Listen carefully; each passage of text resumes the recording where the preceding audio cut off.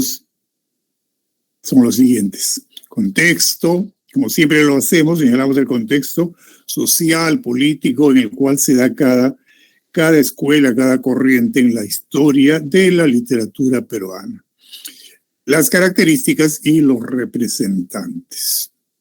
Y luego en los contenidos 2 y 3 nos vamos a dedicar exclusivamente a Ribeiro, características y narrativa, y el caso de Gallinazos sin plumas.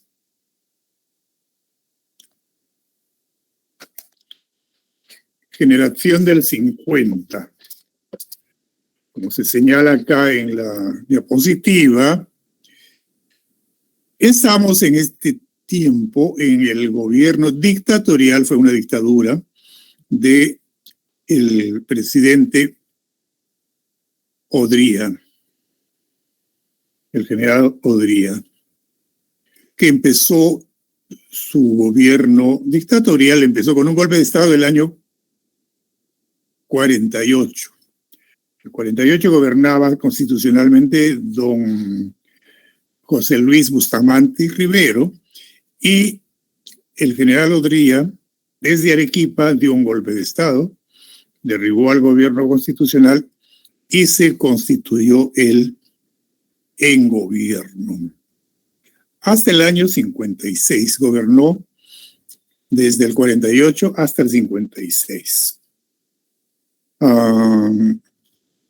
Claro, se caracterizó ya por ser un gobierno populista, y la semana anterior les expliqué el significado de la palabra populista, ¿no es cierto? Tratar de ganarse la simpatía de la población, sobre todo de las clases media y baja, ¿cierto? Mediante obras que no cuesta mucho hacer y que mantienen contenta a la población. Como por ejemplo, modernización de las ciudades, principalmente de las ciudades, ¿eh? Más que nada. Y esta tónica ya la aplicó en su momento, como lo dijimos también, el presidente que también fue una dictadura, pero él era un civil, Leguía, ¿no es cierto? El presidente Leguía era civil, pero igual su gobierno fue dictatorial al inicio, aun cuando se legalizó con una farsa de elección, de democratización. Lo mismo hizo Odría. Bueno, pues hizo alguna obra de infraestructura, algo de caminos y carreteras, aunque no mucho. Recién tuvo que llegar el presidente Belaúnde en el año 63 para empezar una obra de gran desarrollo del país en general, ¿no? Carreteras, puentes, vivienda, no solo en Lima, sino en todas las ciudades y pueblos del país. Pero antes estos gobiernos hacían una apariencia de modernización. En todo caso, se modernizaba Lima, ¿no es cierto? Se construyó las unidades de vivienda que están prestando servicios hasta el día de hoy. En Mirones hay una unidad de vivienda que me parece que es del tiempo de Odría o de Leguía. Los colegios que ahora se les llama colegios emblemáticos. En Lima, a ver si la memoria me funciona para mencionar todos, el colegio Melitón Carvajal, que queda en Lince, el colegio Alfonso Ugarte, que queda en San Isidro, el colegio Ricardo Palma, que queda en Surquillo, el colegio José María Eguren queda en Barranco, en Pueblo Libre, en Breña hay también otro, que a ver, no acuerdo el nombre. Si alguien de ustedes se acuerda, un colegio grande de Breña, estatal, puede decir el nombre. Todos estos colegios los fundó, los construyó Odría con el nombre de grandes unidades escolares. Ahora ya han dejado de llamarse así y han sido modernizados. Porque, valga decir la verdad, fueron colegios muy modernos, muy bien construidos, ¿eh? Muy bien construidos, a diferencia de la infraestructura escolar que se construyó en la dictadura de Fujimori, del 90 al 2000. Los colegios que construyó este dictador eran pésimos, se caían al día siguiente de inaugurados. Entonces hay que reconocerle este mérito a Odría, al general Manuel Apolinario Odría. Ese es su nombre completo, Manuel Apolinario Odría. Construyó buenos colegios, buenas unidades de vivienda, pero pocas. Como les he dicho, quien construyó excelentes programas de vivienda fue Belaúnde en los dos gobiernos, en el gobierno del 63 y también después en el gobierno del 80, volvió a ser presidente. Bueno, pues Odría modernizó las ciudades, sobre todo, y principalmente la ciudad de Lima, pero los pueblos no se hizo mucho o nada por los pueblos del interior. Y eso explica esto que ven acá, la migración a la ciudad, que ya había empezado antes, ya había empezado en la década de los 40, después del terremoto, del gran terremoto que destruyó el Callao y Lima, ¿no? Se produjo la reconstrucción, se tenía que reconstruir el Lima y el Callao, entonces había trabajo y con ese motivo comenzó la migración. Pero la migración pudo haberse detenido con un buen gobierno que estimulara también el desarrollo de los pueblos y ciudades de la sierra y de la costa y de la selva, ¿verdad? Pero no se hizo, y eso explica que la gente venía en oleadas a Lima, en una migración injustificada, porque pensaban que iban a encontrar trabajo. Algunos, los primeros encontraron seguramente, pero los demás ya no encontraban trabajo. ¿Qué hacían? No podían regresar humillados, tristes a sus pueblos. Se quedaban y empezó entonces los trabajos informales, vendedores de cositas en la calle, no tenían dónde vivir, no tenían mucho dinero, no tenían dinero. Entonces empezaron las barriadas. Estos temas de la migración y de las barriadas son tocados como temática muy interesante en la narrativa de la generación del 50. Bueno, pues crecieron, por eso tiene que ver con lo que les acabo de decir, este crecimiento de las zonas periféricas con el surgimiento de las barriadas. Lo que ahora es el distrito de Comas empezó como una barriada. Incluso San Martín de Porres, que es más antiguo, empezó como una barriada. Y lo propio con los que ahora son distritos pujantes del sur, Villa María del Triunfo y del Salvador. En fin, este es el contexto, pues a ver si estoy dejando de decir algo. Durante esta década, en el cuadernillo se les ha puesto de manera esquemática lo que acabo de decir. Gobierno de Odría, 1948 al 50. Estoy leyendo en el cuadernillo, si lo tienen a la vista, sigan la lectura. Modernización de la urbe, mejoramiento de la infraestructura de la ciudad, ¿no? de Lima y de algunas otras ciudades. Por ejemplo, Arequipa, Trujillo, las principales ciudades capitales también mejoraron un poco. Se construyó por lo menos un colegio de estos emblemáticos, una unidad escolar en cada una de estas ciudades. La migración de las ciudades fue algo negativo, no se puede decir positivo, porque venían a Lima a crear problemas de hacinamiento y a sufrir los migrantes que venían del interior. Eso constituyó una explosión demográfica, un crecimiento de la ciudad de Lima, un crecimiento poblacional artificial, ¿no es cierto? No fue un crecimiento normal. Y el crecimiento de las zonas periféricas, a lo que ya me he referido con esto de las barriadas. Y la aparición de las barriadas como tema de los cuentos. Mayormente escribieron narrativa breve, cuento. Hay novela también en algunos, pero muy poco, en los integrantes de la generación del 50. Dicho esto, a ver, hay que mencionar que el gobierno de Odría, estoy leyendo acá mis apuntes, tuvo como un lema sugestivo que lo repetían en su gobierno: salud, educación y trabajo. Y bueno, pues sí, construyó hospitales también, construyó también hospitales. En el año 58 se inauguró un gran hospital en Lima, que hoy se conoce como el Hospital del Empleado. La gente lo conoce como el Hospital del Empleado, pero su nombre es el Hospital Edgardo Rebagliati. Y un poco antes se había construido también el hospital que le llamaron el Hospital Obrero, parece que así se fundó como Hospital Obrero, pero su nombre es Hospital Guillermo Almenara, queda en la avenida Grau. 2 grandes hospitales y las unidades escolares. Y de alguna manera había trabajo para algunos, a los primeros que llegaron en la migración, estoy repitiendo, y de ahí, en cierto modo, se justificaba ese lema que acuñó el gobernante dictatorial: salud, educación, trabajo, con lo cual se atraía a la ciudad de Lima grandes masas de migrantes, principalmente de la región andina, desde luego, principalmente de la sierra. Y ustedes dirán, ¿y de la selva por qué no?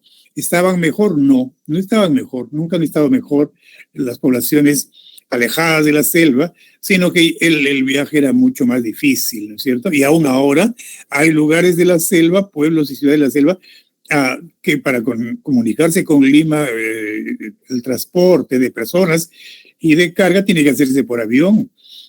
Aún ahora, imagínense, tantos años después, casi medio siglo después. En esa época, pues era mucho más difícil venir de la selva.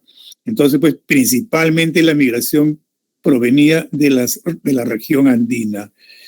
Como consecuencia de esto, se produjo la explosión demográfica, repito, después de superpoblar la zona urbana, lo que se llamaba la Lima antigua, que hoy conocemos como la Lima antigua. ¿Y dónde se alojaban en la Lima antigua? No iba a ser en las casas elegantes de las familias limeñas. No, se alojaron en los callejones. Habrán oído hablar de callejón de un solo caño, en las casonas antiguas que se convirtieron en viviendas populares. Y verdad que tenía un callejón por donde aún ahora existen, aún ahora existen, pregunten y vean, aunque sea de fuera, y es un callejón realmente, y a los costados del callejón están los pequeños departamentos donde la gente vivía y viven aún ahora, en algunos casos, las familias amontonadas, ¿no? Con poco espacio. Y había un solo caño, efectivamente, en el callejón, y todos tenían que proveerse de agua. Imagínense, pues, la pésima condición sanitaria en la que vivía esta gente, estos compatriotas pobres, en estos callejones, o llamadas quintas también, o solares, así se les llamó. Pero llega un momento en que ya no había más espacio, ni siquiera en los callejones o quintas o solares, y entonces la gente que migró, que ya había venido de las zonas rurales, se establecía en estas pampas periféricas. San Martín de Porres era un pedregal. Yo no he estado, pero yo lo sé porque todos tenemos que estudiar, ¿verdad? Lo sé por los estudios. Era un pedregal. Las barriadas del sur más bien eran pampas de arena, es decir, puro polvo, y sufrían esto porque se establecían ahí con casitas de caña provisionales, pero que a lo largo, finalmente, después de décadas, se convirtieron sucesivamente en distritos periféricos. El mundo rural, pues como consecuencia de la migración, también fue cambiando, ¿no es cierto? Su fisonomía fue cambiando su aspecto. Su población se redujo, desde luego, y eso trajo consigo problemas, ¿no? No había quien trabajara el campo, quien produjera los alimentos, y los alimentos vienen del campo para las ciudades capitales e incluso para Lima. Esta situación entonces trajo consecuencias bastante problemáticas, desajustes que quedan plasmados como tema, ¿no? Como tema de la generación del 50 en los narradores. Las características. La generación del 50 como corriente de narración, como cuentística, trata el tema de la ciudad moderna a partir de la migración. Justamente por eso nos hemos detenido en hablarles y en explicarles el fenómeno de la migración. El tema entonces dominante de los cuentos de los varios narradores de la generación del 50 es el de la migración. Y claro, hay temas colaterales, ¿no es cierto? La pobreza, el sufrimiento, el desempleo. Se enfatiza en el tema urbano y se privilegia la visión de las barriadas. Podría haberse privilegiado o darle cabida a la temática rural, ¿no? Y de hecho aparece, por ejemplo, en Carlos Eduardo Zabaleta, que es uno de los narradores del 50, de los más importantes, acá lo tenemos, ¿Está acá o no lo hemos puesto? Sí está acá, miren ustedes, Carlos Eduardo Zabaleta, que es natural de Huaraz. Su narrativa también versa sobre la migración en gran parte, pero hay algunos cuentos suyos muy buenos sobre la situación en el campo, sobre la situación rural. Entonces, pues, se enfatizó más que nada en la temática urbana. Tercera característica, los autores proponen una imagen crítica de la ciudad, sobre la ciudad de Lima. Esta metáfora de Congrais, por ejemplo, lo define muy bien. Terrible, de una manera terrible, cruda, fea, pero contiene una verdad. La bestia de 1 millón de cabezas. Lima es una bestia, en ese entonces tenía 1 millón de habitantes, ¿no? Es una bestia que devora al migrante. O la urbe moderna como una gigantesca mandíbula. Esta otra metáfora es de Ribeiro, ¿no? Que en ambos casos está la idea de devorar. ¿En qué manera devoraba al migrante la gran ciudad de Lima? Entendida como una bestia o como una gigantesca mandíbula, en el sentido que lo atrapa, por vergüenza no volvían, ya lo dije, a sus pueblos y tenían que algunos aceptar trabajos miserables con miserables salarios y otros mal vivir vendiendo como vendedores informales, ambulantes, vendiendo chucherías por las calles. Es decir, y a la larga se convirtió esta actividad de estos migrantes en el trabajo informal, en la economía informal, que actualmente es una forma de producir riqueza, pero al mismo tiempo es una forma de crear problemas. Cuarta característica, se describen las peripecias, los padecimientos de las clases, no solamente de los migrantes, ¿eh? Porque los migrantes ni siquiera estaban en la clase media, estaban más abajo de la clase media. La propia clase media también sufría de una situación bastante irregular, casi de pobreza. No tanto como el migrante, pero vamos, que tampoco la pasaban bien. Finalmente, se desarrolla en 3 líneas temáticas. El neoindigenismo, que sigue apareciendo de alguna manera, que nos hemos referido, a lo cual nos hemos referido la semana pasada, pero acá en los cuentos de la generación del 50, en algunos casos aparece el indigenismo. Como es una corriente posterior, entonces hay que llamarle neoindigenismo, vale decir nuevo indigenismo. El neorealismo también, ¿no? Como un nuevo realismo, ya no en la poesía solamente, sino también en el relato, en la narración. Y una tercera línea temática, el relato fantástico, no solamente realista, en la mayor parte de los casos de estos narradores, sus cuentos son de tipo realista, pero también los hubo algunos de tipo fantástico o surrealista. Y hay entonces las características temáticas del cuento o de la novela, porque también hay novela. Ribeiro, por ejemplo, tiene 1 o 2 novelas. Los narradores, los representantes principales son estos que tienen a la vista: Heliodoro Vargas Vicuña, Enrique Congrais,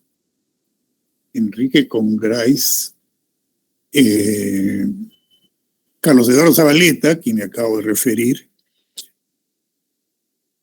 Sebastián Salazar Bonde, importante narrador también, Julio Ramón Ribeiro, el más importante de todos, el más difundido, y Luis Loaiza. Luis Loaiza es el menos difundido, casi olvidado, pero es también bastante interesante la narrativa de Luis Loaiza. Brevemente diremos algo de cada uno de ellos, algún dato mínimo. Heliodoro Vargas Vicuña publicó Nahuín, un libro de 1953, y Taita Cristo, otro libro de cuentos que sí fue mucho más impactante, del año 1964. Enrique Congrais es uno de los, después de Ribeiro, creo que es el más importante. Enrique Congrais, Lima, Hora Cero, es un libro importantísimo, 1954. Y Cuyo, al año siguiente, 1955. No una, sino muchas muertes, es una novela corta, 1958. Carlos Eduardo Zabaleta, La Batalla, 1954. Los Íngar, 1955. Los Aprendices, 1977. Y siguió publicando una obra, el que ha dejado una obra muy abundante, quizás igual o mayor que la de Ribeiro, es Carlos Eduardo Zabaleta, ¿no? Porque él ha muerto en años recientes, no hace mucho, no me acuerdo en qué año, pero yo tuve el honor, el privilegio de conocerlo y de tratar bastante con él, ya bastante mayor, pero seguía publicando hasta su muerte, don Carlos Eduardo Zabaleta, de manera que ha dejado una obra bastante abundante. Sebastián Salazar Bondy, Náufragos y Sobrevivientes, 1954. Pobre Gente de París, 1958. Julio Ramón Ribeiro, Los Gallinazos sin Plumas, 1955. La Palabra del Mudo, que reúne todos sus cuentos en 4 volúmenes. Este es el título de la obra completa, La Palabra del Mudo, en 4 volúmenes. Luis Loaiza, El Avaro, 1955. Una piel de serpiente, 1964. Y en cuanto a la vertiente neorrealista, a la que hemos mencionado en las características, hay que decir que tratan el tema de la ciudad moderna a partir de la migración, enfatizan en el tema urbano, privilegian la visión de las barriadas, prácticamente la misma, las mismas características que hemos señalado, ¿no es cierto? Destacan con Grace y Ribeiro con esas metáforas que expresan muy bien, que definen muy bien la situación social, una terrible situación social que ellos plasman como temática de sus cuentos. Bien. ¿De dónde son? Ellos son en su mayor parte de Lima. Con Grace es limeño. Julio Ramón Ribeiro también es limeño. Sebastián Salazar Bondy también. Luis Loaiza también. El único provinciano acá es Carlos Eduardo Zabaleta. Y Eleodoro Vargas Vicuña, que es de Pasco, ¿no? De la ciudad de Pasco, del departamento de Cerro de Pasco. Sin embargo, vivió en Lima porque estudió en la Universidad de San Marcos. Bueno, pues, dicho esto, entremos ya en Ribeiro. Julio Ramón Ribeiro, que vivió entre 1929 y 1994. Nació en Lima, hizo sus estudios en la Universidad Católica, en la Pontificia Universidad Católica. Esta universidad se llama Pontificia Universidad Católica. Yo he escuchado a varias personas, incluso gente de la televisión. Estoy haciendo un paréntesis, queridas alumnas, queridos alumnos, un brevísimo paréntesis. La gente habla mal muchas veces. He escuchado a gente decir la Católica, ha estudiado en la Universidad La Católica, no sería Universidad La Católica. Tal vez en su ignorancia, estos comunicadores de la tele, algunos, no todos, piensan que el nombre lo toma de Isabel la Católica, así como hay una calle en La Victoria que se llama Isabel la Católica, la reina de Castilla, ¿no es cierto? No, pues la universidad no tiene nada que ver con Isabel la Católica, se llama Pontificia Universidad Católica. Lo que pasa es que coloquialmente nos hemos acostumbrado a decir la Católica, San Marcos, cortando el nombre, en ambos casos está cortando el nombre. Bueno, pues él estudió en la Pontificia Universidad Católica del Perú, de Lima. Viajó a España con una beca del Instituto de Cultura de España, fue su primer viaje, y luego habría de pasar gran parte de su vida en el extranjero. Colaboró con varias revistas, tanto del país como del extranjero, de varios países. Recibió un importante premio literario, Juan Rulfo, y se habría de establecer en París por muchos años. Él desempeñó allá el cargo de agregado cultural. Y entonces eso también tuvo mucho que ver. La mayor parte de su obra la escribió estando allá en Francia, en el extranjero. Algo se ha puesto acá resumiendo los datos sobre Ribeiro, narrador que era uno de los mejores cuentistas hispanoamericanos. Eso sí, eso es cierto, del siglo XX. Fue periodista y traductor y desempeñó también cargos diplomáticos, como acabo de decir. Premios que recibió el Juan Rulfo, que he mencionado, en el país, en el Perú, recibió también el Premio Nacional de Cultura en dos formas, ¿no? El Premio Nacional de Cultura, que es de mayor importancia, y el Premio Nacional de Literatura.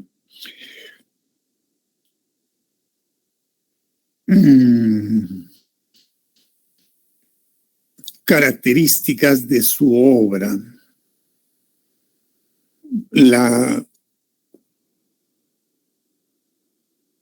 linealidad, por ejemplo, ¿no? Una característica que define, y eso quizás lo hace más accesible, más fácil leer los cuentos de Ribeiro, porque utiliza esta técnica tradicional, la linealidad, no utiliza las extrapolaciones, los cambios, los saltos en el tiempo, en el espacio, que ya se utilizaban en el siglo XX.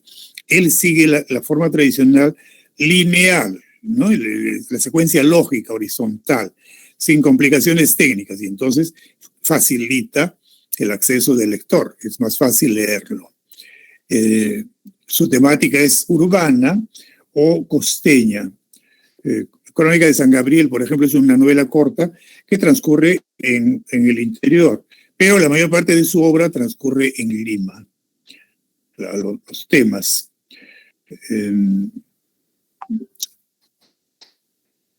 La actitud del narrador es escéptica, estoy leyendo en la diapositiva, es escéptica en relación al entorno social que rodea a los personajes. Es decir, hay pocas esperanzas, la actitud es derrotista y es real, eso es lo real, lo que vivía la gente, ¿no es cierto?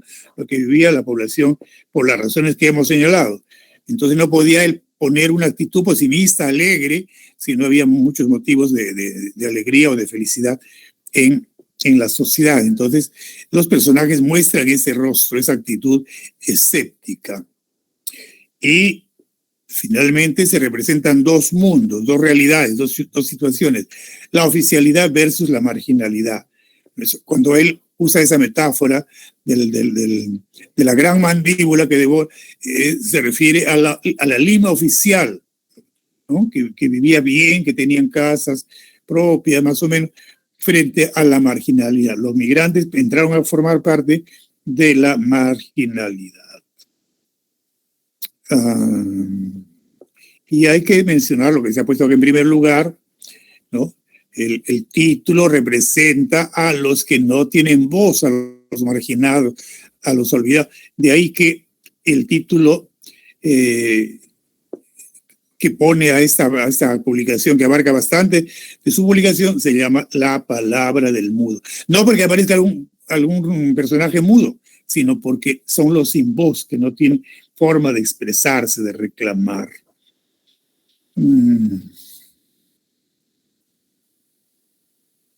Bueno, pues los gallinazos sin plumas. Y hay que volver a señalar para que quede claro que La Palabra del Mudo reúne toda su producción hasta ese momento, hasta el año en que se publicó. Vale decir, en el volumen 1, Los gallinazos sin plumas, que son cuentos de circunstancias, y Las botellas y los hombres, otro libro de cuentos. Van dos libros de cuentos que están incluidos en el tomo 1 de La Palabra del Mudo. En el tomo 2, 3 historias sublevantes del año 64. Los cautivos del año 72. El próximo mes me libero, un libro importante de cuentos del año 72 también, del mismo año. Y en el volumen 3, Silvio en el Rosedal, en 1977.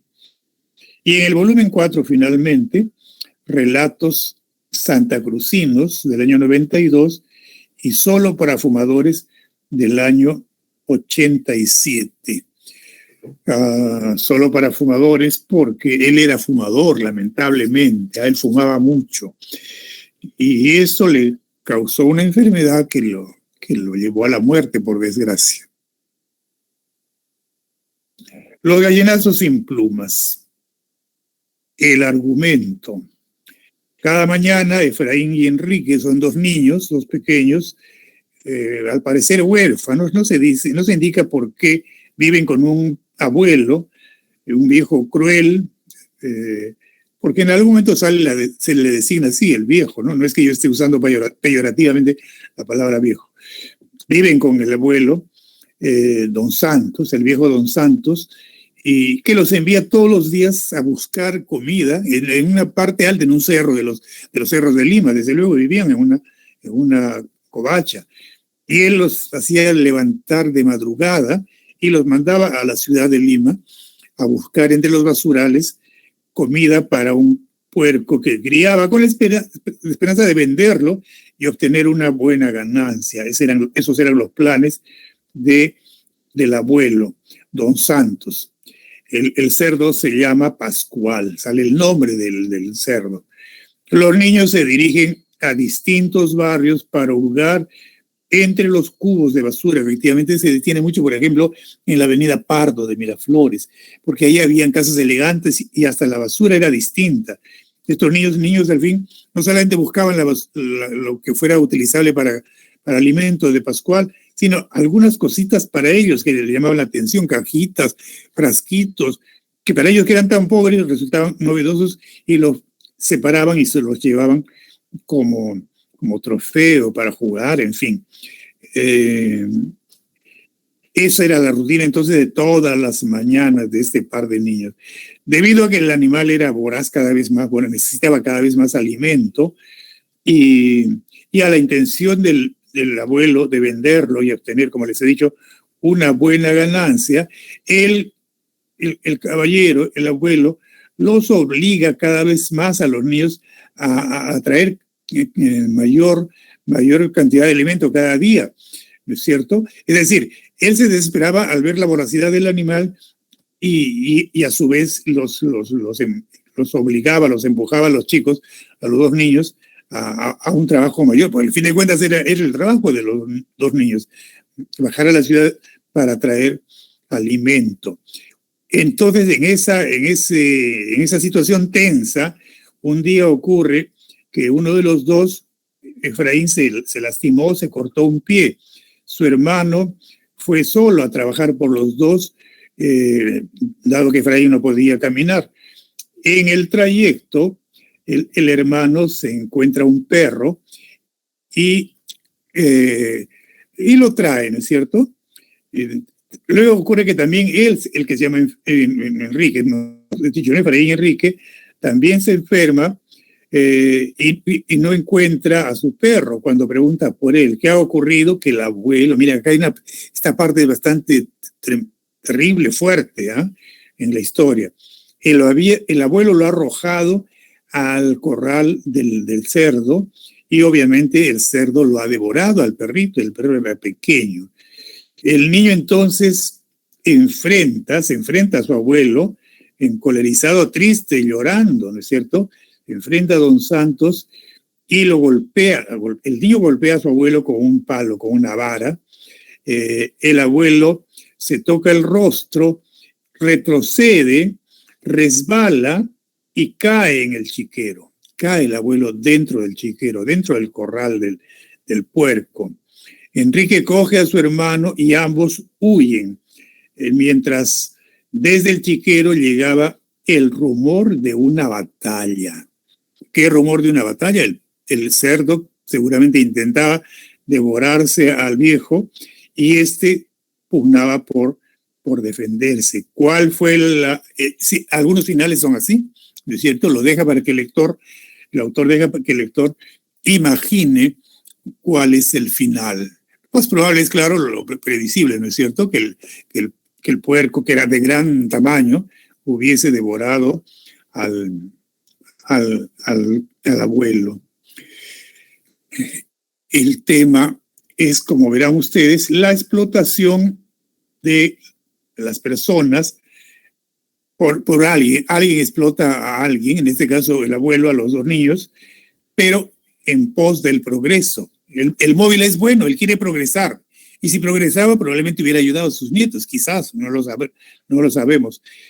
Pero para eso, para ese fin noble, ese fin bueno, utiliza medios malos, es decir, la explotación de los niños, que ni siquiera iban a la escuela. He ahí el tema, ¿no? Un tema fuerte. Es el tema dominante, ¿no? Es el tema dominante. Por lo tanto, a manera de comentario, cabría decir que el cuento refleja la miseria humana y social ante la explotación que ejercía el abuelo sobre los nietos. Están en pugna la posibilidad de desarrollo económico. Es muy legítimo que este hombre, el abuelo, quisiera progresar, ¿no? Mediante la crianza de un cerdo. Y por otro lado está la urbe, la ciudad egoísta, que no mira, que no siente a estos nuevos habitantes de la periferia de Lima. Por eso se ha puesto acá la urbe que sacrifica y oprime al marginal, ¿no? Lo sacrifica, lo oprime, ¿de qué manera? Ignorándolo, no tomándolo en cuenta.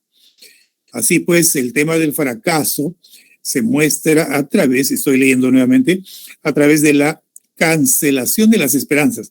Las esperanzas de los personajes, y esto que ocurre acá en este cuento, ocurre con otras características en los diversos cuentos de los diferentes integrantes de la generación del 50.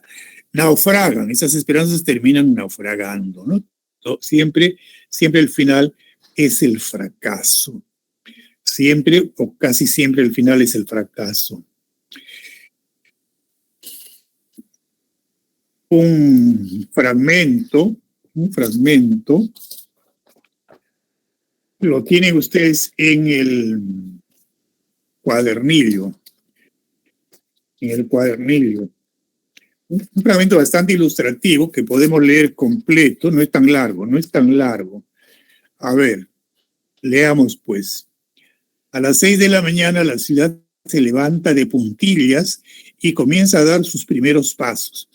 Una fina niebla disuelve el perfil de los objetos y crea como una atmósfera encantada. Las personas que recorren la ciudad a esa hora parece que están hechas de otra sustancia, que pertenecen a un orden de vida fantasmal. Las beatas se arrastran penosamente hasta desaparecer en los pórticos de las iglesias. Para un instante en la lectura, miren la forma de decirlo, ¿no? Las beatas se arrastran. Bueno, no hay que tomarlo literalmente, no se arrastraban. Una persona no puede arrastrarse a sí misma. Lo que quiere decir es, y creo que ustedes lo notan, que como ancianas que son, o mujeres bastante mayores, caminan pesadamente, con dificultades, y la manera de expresarlo es, se arrastran penosamente hasta desaparecer en los pórticos de las iglesias. Solía ser, ahora creo que ya no. Además que la ciudad es tan grande, ya no es la Lima que era, en donde todos se conocían. Se podía apreciar los quehaceres de cada quien, de cada grupo de personas. Era costumbre que estas ancianas fuesen todas las mañanas a la misa de 6, había misas de 6. Esto ocurría también en otras ciudades. Yo soy de Arequipa y en mi pueblo, en mi ciudad, en Arequipa, yo recuerdo eso también, ¿no? Las señoras mayores, estas beatas, solían ir a la misa de 6. A los niños nos parecía una cosa terriblemente sorprendente, ¿no? Como estas personas podían hacer, y con el frío, en Arequipa hace mucho frío, aquí en Lima también en el invierno, bueno, no todo el año. En fin, seguimos la lectura con ustedes. Los noctámbulos, macerados por la noche, regresan a sus casas envueltos en sus bufandas y en su melancolía. Miren qué manera tan poética de decirlo. ¿A quiénes se refiere? A los hombres que se pasan la noche tomando sus tragos en las cantinas. Por eso dice los noctámbulos, macerados no dice macerados en licor, en alcohol o en pisco o en cerveza, macerados por la noche, es metafórico, regresan a sus casas envueltos en sus bufandas y en su melancolía. Habrán oído decir, estimados alumnos, que las personas que tienen penas, sobre todo los hombres que tienen problemas o penas, bueno, pues se van con los amigos a tomar unos tragos para ahogar las penas. Y es también frecuente decir que las penas no se ahogan, saben nadar. Bueno, pues es una especie de chiste un poco tonto, ¿verdad? Por eso dice acá, eso es real, envueltos en sus bufandas por el frío y en su melancolía. Seguimos la lectura. Los basureros inician por la avenida Pardo de Miraflores, por la avenida Pardo su paso siniestro, armados de escobas y de carretas. A esta hora se ve también obreros caminando hacia el tranvía, había tranvía, policías bostezando contra los árboles, policías que habían trabajado toda la noche arrimados, muertos de sueño, apoyados en los árboles. Canillitas morados de frío. Canillitas son los que venden los periódicos, morados de frío. Sirvientas de las casas elegantes sacando los cubos de basura. A esta hora, por último, como una especie de misteriosa consigna, aparecen los gallinazos sin plumas.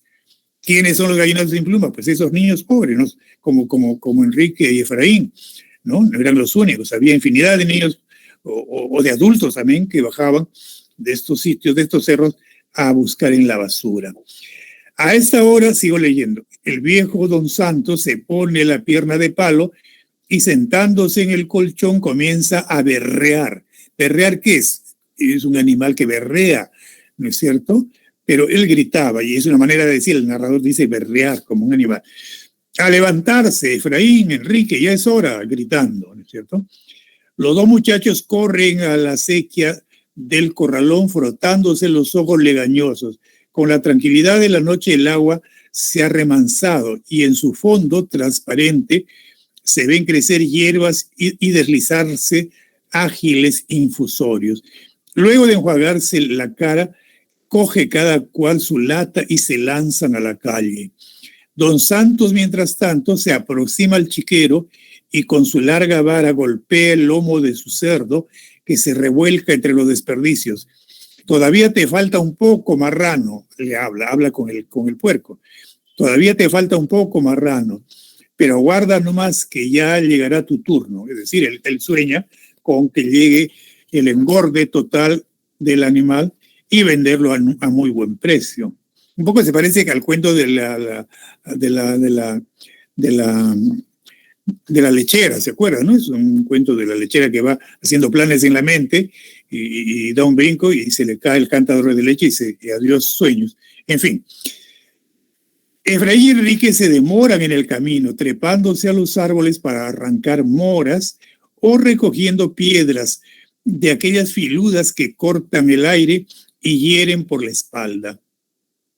En Lima, yo todavía he visto, yo que no soy limeño, pero vine a los 14, 15 años de edad, he visto, y ahora todavía deben haber algunos árboles en las calles, en algunos barrios, árboles de moras. Entonces los niños, sobre todo, que iban por ahí a jugar en los ratos libres, podían arrancar moras y comer. No sé, ustedes pueden averiguar y de repente en algunos sitios todavía hay moras. Me refiero que en los jardines puede que haya, desde luego. Dentro de las casas, algunas casas tienen la suerte de contar con un jardín o con un huerto, un pequeño huerto. Pero estamos hablando de árboles de moras que había por las calles, en la vía pública. Entonces todo el mundo podía coger las moras. De ahí que dice, Efraín y Enrique se demoran en el camino, trepándose a los árboles para arrancar moras o recogiendo piedras de aquellas filudas que cortan el aire y hieren por la espalda. Siendo aún la hora celeste, llegan a su dominio, una larga calle ornada de casas elegantes que desemboca en el malecón. Se está refiriendo a la avenida Pardo de Miraflores, ¿no es cierto? Ellos no son los únicos. En otros corralones, en otros suburbios, alguien ha dado la voz de alarma y muchos se han levantado. Unos cortan latas, otros cajas de cartón. A veces solo basta un periódico viejo. Sin conocerse, forman una especie de organización clandestina que tiene repartida toda la ciudad. Los hay que merodean por los edificios públicos. Otros han elegido los parques o los muladares. Hasta los perros han adquirido sus hábitos, sus itinerarios sabiamente aleccionados por la miseria. Es decir, los perros han aprendido también eso. Efraín y Enrique, después de un breve descanso, empiezan su trabajo. Cada uno escoge una acera de la calle. Los cubos de basura están alineados delante de las puertas. Hay que vaciarlos íntegramente y luego comenzar la exploración. Un cubo de basura es siempre una caja de sorpresas. se encuentran latas de sardinas, zapatos viejos, pedazos de pan, pericotes muertos, algodones inmundos. A ellos solo les interesan los restos de comida, claro, para alimentar a Pascual. Punto seguido. En el fondo del chiquero, Pascual recibe cualquier cosa y tiene predilección por las verduras ligeramente descompuestas. La pequeña lata de cada uno se va llenando de tomates podridos, pedazos de cebo, y sigue ahí el relato, acá se ha cortado un poco. Punto aparte. Cuando el sol asoma sobre las lomas, la hora celeste llega a su fin. La niebla se ha disuelto, las beatas están sumidas en éxtasis dentro de las iglesias, se lo entiende, ¿no? Las beatas están sumidas en éxtasis, los noctámbulos duermen en sus casas, los canillitas han repartido los diarios, los obreros trepan a los andamios, están trabajando, sobre todo en las construcciones. La luz desvanece el mundo mágico del alba, ya asoma la luz en Lima finalmente. Los gallinazos sin plumas han regresado a su nido, es decir, los dos niños y otros como ellos han regresado a sus casas, a sus viviendas, en el caso de ellos, para alimentar a Pascual. Y en otros casos, para fines similares, ¿no es cierto? Fines similares. En muchos de esos casos se dedicaban en efecto a la crianza de animales. Si no era de puercos, pues era de gallinas o de cuyes, como hacían en sus pueblos de origen, en las zonas rurales de donde han venido.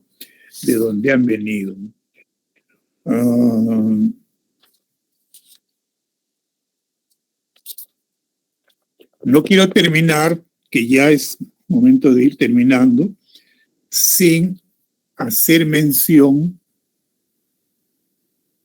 de que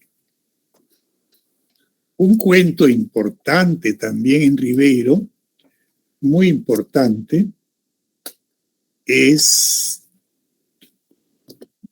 a ver, lo tengo acá. Un cuento titulado Alienación. Y trata de un muchacho, un zambito, él tiene ascendencia de raza negra, pero no es negro, sino es zambo. Y él, pues, acomplejado, y de ahí el título del cuento, Alienación. No quiere ser un zambo más. Leo las primeras líneas y se van a dar cuenta enseguida ustedes de cómo, desde las primeras líneas, Ribeiro tiene la maestría de que a los lectores nos da una idea clara de lo que va a tratar el cuento, de lo que trata el cuento. Leo unas líneas. A pesar de ser zambo y de llamarse López, quería parecerse cada vez menos a un zaguero de Alianza Lima. Un zaguero, ¿saben lo que es un zaguero, no? Cada vez menos a un zaguero de Alianza Lima y cada vez más a un rubio de Filadelfia. La vida se encargó de enseñarle que si quería triunfar en una ciudad colonial, más valía saltar las etapas intermedias y ser antes que un blanquito de acá, un gringo de allá. Toda su tarea en los años que lo conocí consistió en deslopizarse, dejar de ser López, deslopizarse, y desambarse, dejar de ser zambo, lo más pronto posible y en americanizarse antes de que le cayera el huaico y lo convirtiera para siempre, digamos, en un portero de banco, ¿no? Un moreno adulto, pues los pocos trabajos que tiene, un portero de banco, por ejemplo, o en un chofer de colectivo, había colectivo, hasta ahora creo que hay colectivos en algunos. Tuvo que empezar por matar al peruano que había en él y por coger algo de cada gringo que conoció. Con el botín se compuso una nueva persona, un ser hecho de retazos que no era ni zambo ni gringo, el resultado de un cruce contra natura, algo que su vehemencia hizo derivar, para su desgracia, de sueño rosado a pesadilla infernal. O sea, no tuvo buen fin. Pero no nos anticipemos, dice el narrador. Precisemos que se llamaba Roberto, que años después se le conoció por Bobby. Miren cómo fue cortando su nombre, ¿no? Para parecerse a un gringo. Roberto a Bobby. Pero que en los últimos documentos oficiales figura con el nombre de Bob. ¿Cómo se pronuncia Bob? De repente ustedes saben mejor que yo, que tienen mejores estudios de inglés. De Roberto a Bobby y de Bobby a Bob. En su ascensión vertiginosa hacia la nada, fue perdiendo en cada etapa una sílaba de su nombre. Todo empezó la tarde en que un grupo de blanquiñosos jugábamos con una pelota en la Plaza Bolognesi. Era la época de vacaciones escolares y los muchachos que vivíamos en los chalets vecinos, hombres y mujeres, nos reuníamos allí para hacer algo con esas interminables tardes de verano. Roberto iba también a la plaza a pesar de estudiar en un colegio fiscal, o sea, los otros estudiaban en un colegio en particular. Él estudiaba en un colegio fiscal, él era pobre. Y de no vivir en chalet, sino en el último callejón que quedaba en el barrio. Iba a ver jugar a las muchachas y a ser saludado por algún blanquito que lo había visto crecer en esas calles y sabía que era hijo de la lavandera. Ahí la diferencia, miren, la diferencia social e incluso racial, ¿no? Los demás, incluido el autor, incluido el narrador, éramos, dice, los blanquitos que jugábamos, y el que no era blanquito iba también, porque uno que otro lo saludaba, le hacía el favor de saludarlo, porque se conocían desde pequeños, y él iba para ver a las chicas que ya eran adolescentes, y se conformaba para... Y el cuento es bastante dramático, bastante triste, pero muy realista. Es un hermoso relato que lleva el título muy bien puesto, alienación. Hay personas alienadas, ¿verdad? Cada uno de nosotros debería tratar de desarrollarse de acuerdo a sus posibilidades, pues, ¿no? Si no somos gringos, ¿cómo vamos a tratar de ser gringos? Y hay mucha gente que es así, ¿eh? No sé si ustedes han tenido oportunidad, pese a que son tan jóvenes, yo creo que sí, la habrán tenido. Hay, sobre todo los futbolistas, que van a jugar a Buenos Aires, contratados por un club, 3 meses y regresan con Contejo de Buenos Aires. Eso es una señal de alienación también. Ni qué decir de los que van a los Estados Unidos de Norteamérica. Pero bueno, ya no hay tiempo para más. No quise dejar de hacerles mención de este cuento también, Alienación, de Julio Ramón Ribeiro. Las respuestas. 1B, 2A, 3D de Dante,